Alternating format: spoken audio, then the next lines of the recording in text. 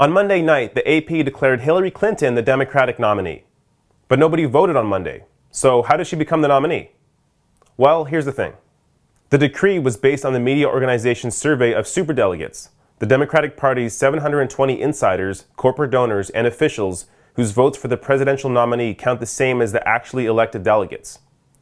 AP claims that superdelegates, who had not previously announced their intentions, privately told AP reporters that they intend to vote for Clinton, bringing her over the threshold. AP is concealing the identity of the decisive superdelegates who said this. So let me get this straight. Party insiders, who have more power than the average voter, told the AP in secret who they plan to support at the Democratic Convention in July, even though they haven't actually voted yet. And based on these secret conversations, the AP declared Hillary Clinton to be the Democratic nominee. Now, if that's not undemocratic, I don't know what is. So how does the AP explain this?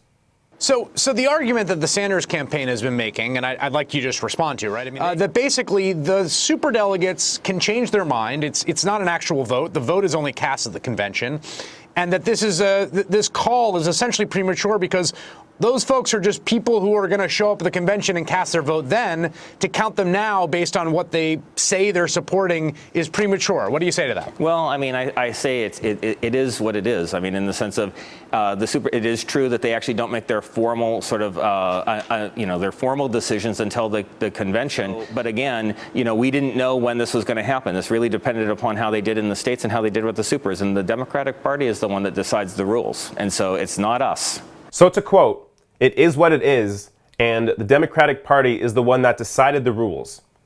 Oh, the DNC's rules. Okay, well, what did the DNC have to say about superdelegates back in April? Talking about superdelegates. Let's talk about this. Joining me now, Louis Morandi, he's the communications director for the Democratic National Committee and a former advisor to President Obama. So, superdelegates, I think one of the problems is the way the media reports it. Any night that you have a primary or caucus, the media lumps in superdelegates that they've basically polled because they just call them up and say, who are you supporting? They don't actually vote until the convention, and so they shouldn't be included in any count on primary or caucus night because the only thing you're picking on primary and caucus nights are the pledged delegates based on the vote. But what about when we do our totals, you think it's okay to include? Not yet, because they're not actually voting, and they're likely to change their minds. You look at 2008, and what happened then was there was all this assumption about what superdelegates were going to do, and many of them did change their mind before the convention. The DNC itself saying don't include superdelegates in the totals to cable networks. So according to the DNC, don't include superdelegates in vote totals until they actually vote at the Democratic Convention in July. But to corporate media, it doesn't matter what's fair and democratic, so long as they get to declare their race for the candidate that represents their best interests as soon as possible. Stay rational.